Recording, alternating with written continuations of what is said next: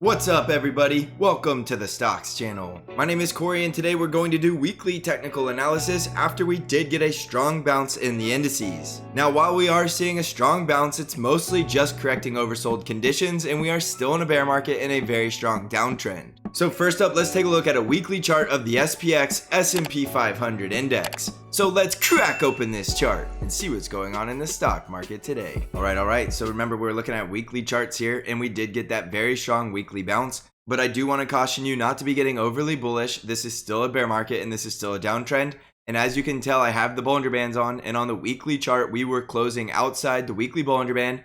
And this week we opened outside the weekly Bollinger Band, and this is just way too oversold and markets cannot stay this oversold forever. And we also did have a weekly gap to fill right around 3,900. So there was a lot of reasons for this bounce, and that doesn't necessarily mean it's going to be bullish. So as you can see in the Stocks channel Discord, when we do get this oversold, I do suggest taking long trades even though it is a bear market, because there's times in a bear market where you just get way too overextended. And that's why I had the price action trigger to enter a long trade while SPY was above 370, because you do get bear market relief rallies and you did have gaps to close above. So this was a great time to take on risk, knowing that while SPY is above 370, we were likely getting this rally. And then if SPY breaks down below 370, you have very well-defined risk and you can take a small loss if you're wrong. And then you can wait until the price action comes back above that level and try to take the trade yet again. As you can see in this example, looking at the daily chart, this trade worked out very well and we did close the gap right around 390.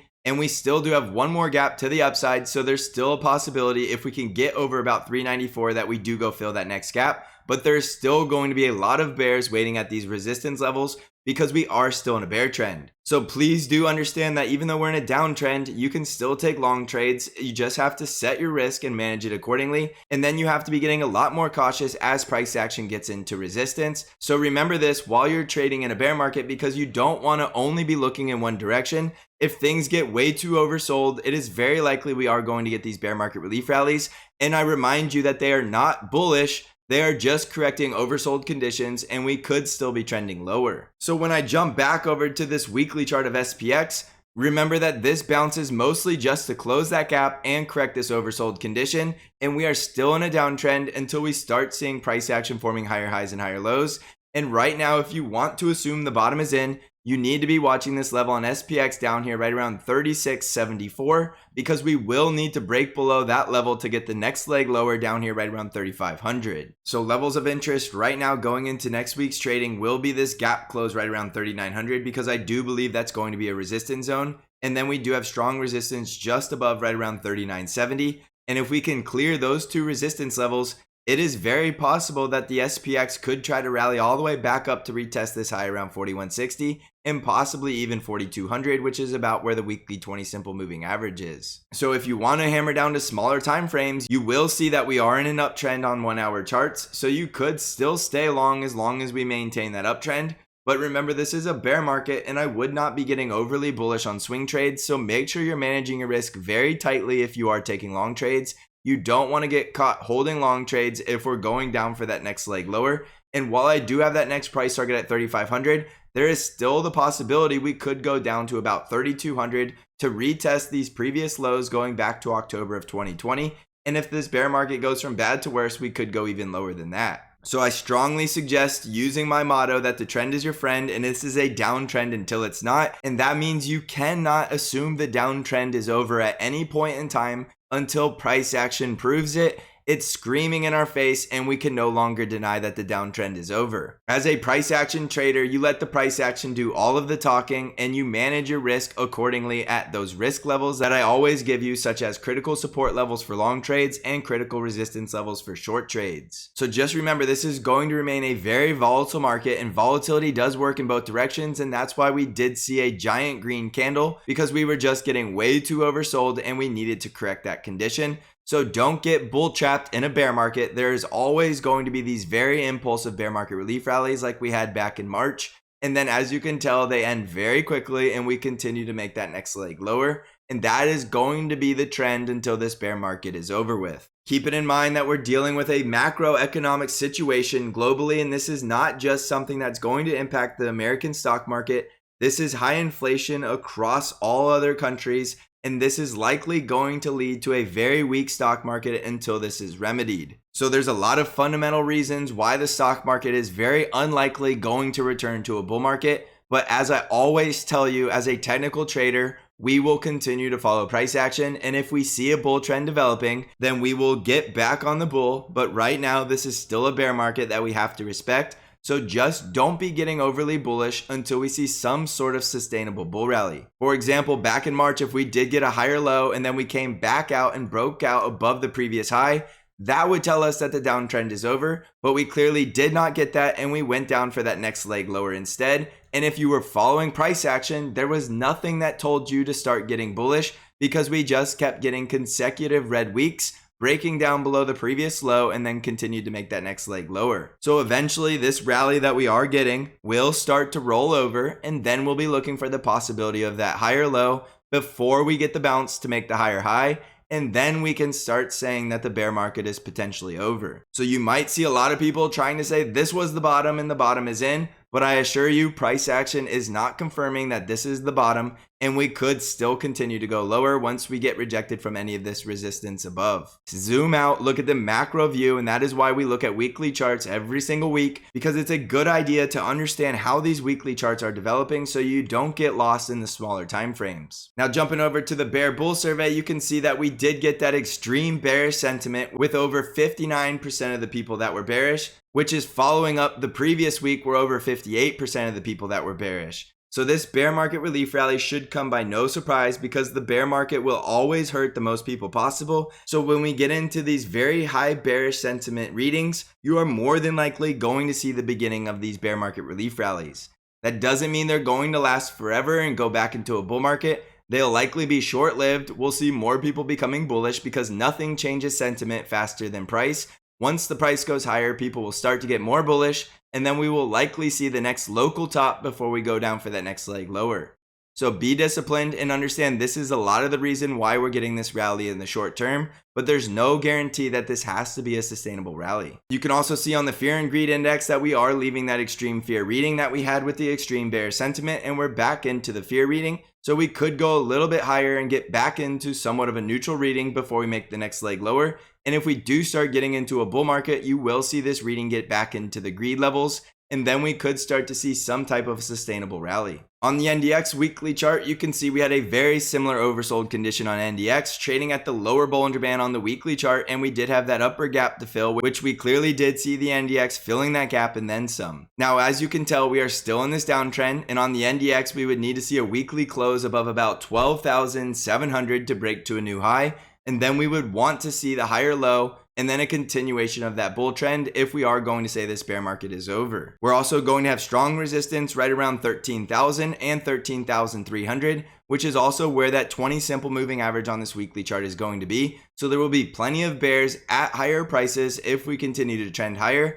And while we are in a bear market, do not expect bears to just roll over and give up without a fight. There is going to be a very volatile battle for control before the bulls ever regained a trend, because right now the bears have the bear trend and they will not just roll over and give it to the bulls without a very strong fight. So don't just expect a V-shaped bottom recovery without a very significant dip at this resistance level, which is going to be right around 12,700 to about 13,000 to 13,300. So that does leave some more room to the upside before we get into that extremely critical resistance. But remember, this is a downtrend and there's no guarantee we have to get into that extreme resistance. We could turn around at any point and continue to make that next leg lower. So on a breakdown below about 11,260, it's very likely we hit that next price target down there right around 10,600. So understand, if we do break down on this weekly chart below the previous weekly low, we are more than likely going to make a brand new 52-week low in this bear market and hit that next downside price target. Now in the short term, we do have this very strong bullish week, so you will want to wait to get more bearish until we either lose that support level or get into more critical resistance where you have a better risk reward setup. On the Dow Jones weekly chart, again, we had that weekly gap and oversold condition that is now corrected with that bullish week. So we got the bullish bounce off of the oversold condition and off of that support level right around 29,800. And we did close the gap that was just above 31,370. So from here, we could continue higher and get back into this resistance zone right around 33,200, or we could turn around at any point, come back down to break out below the low at 29,700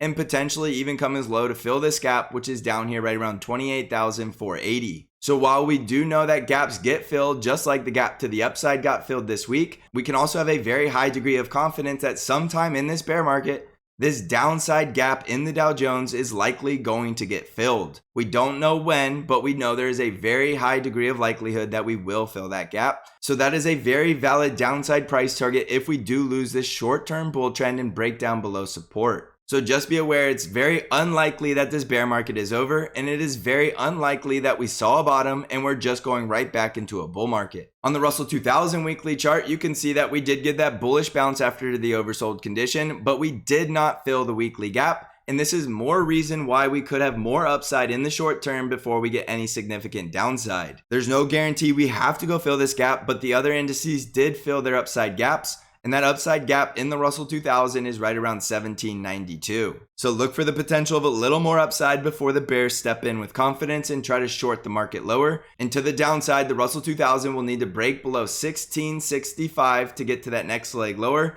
which is down there right around 1578 and 1536. The bullish level to break above will be a close above 1889, and there will also be strong resistance right around 1900. You can clearly see the Russell 2000 is in a downtrending channel, and it won't break out of that channel until it starts closing back above about 1900. So if you are bullish, you will need to pay very close attention to those resistance levels, and the bears will very likely start going back into hibernation if we can break out of these downtrends. But as you can tell from these charts, they're ways away from doing so, and the bulls have everything to prove because the bears have the advantage of the trend. On the VIX weekly chart, you can see that we did get a very red candle on the VIX, but we're still sitting on top of the weekly 20 simple moving average, and we are starting to put in some type of consolidation wedge on the VIX of lower highs and higher lows. So we are very likely going to see a very large move in the market in the very near future. If the VIX gets a volatile breakout out of the wedge to the downside, that will be a continuation of the bear market in that next leg lower. But if we see the VIX getting crushed back down below 24 and breaking out to the downside of this wedge, we are very likely going to see the sustainable bull rally. So you can use the VIX as an indicator, and while the VIX is above 30, it's going to be extremely bearish with more downside.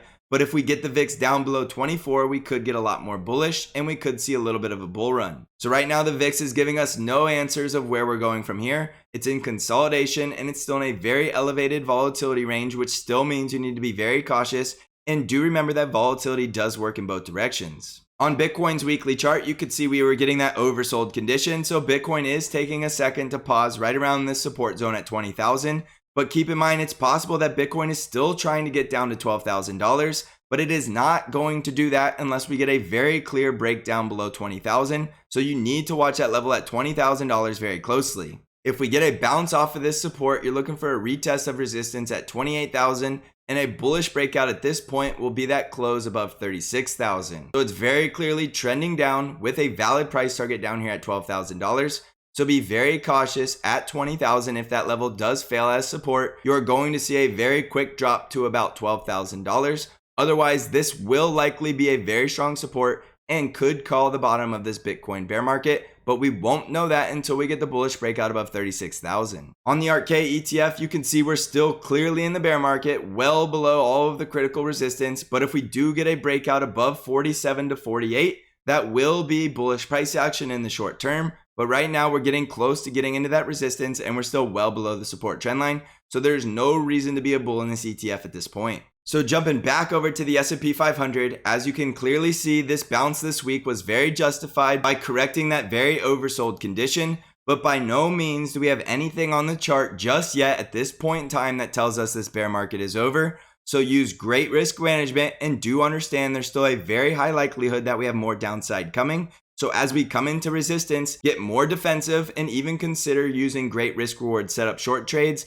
because this is a bear market until it's not, which means the bulls have everything to prove and they need to break the downtrend before we ever assume that a bottom could be in. There is no point trying to call a bottom while we're in a downtrend. Do not make that fatal mistake of thinking you caught the bottom. If you are taking long trades, lock in those profits and do not get greedy, because if you're trying to swing long trades in a bear market, you are swing trading against the trend, which is absolutely a horrible idea. If you're going to swing trade, go swing trade in the direction of the trend and manage your risk accordingly. So while I do suggest taking risk on long trades when we're oversold, as you saw in the introduction with the Stocks Channel Discord, those are trades you want to lock in your profits quickly and not get greedy. So keep in mind, these are weekly charts and this is a very strong downtrend. So just be very cautious and pay attention to those critical resistance zones. Also, don't forget that I do have Bank Trade Alerts, which is an algorithm-driven trade alert service that only trades the ETF TQQQ and sends you all of your buy and sell alerts directly via email and text message. Even in the bear market of 2008, Bank beat the market and had a very positive return. If you're looking for more information or want to subscribe, you can click on the link in the description of this video. I also have the Stocks Channel Discord where I do intraday updates and analysis and bring new trade ideas to you weekly. If you're interested in joining the Stocks Channel Trading Discord community, you can find out how to join the Discord server by clicking on the link below. So thank you for watching, everybody. I hope you're crushing this market.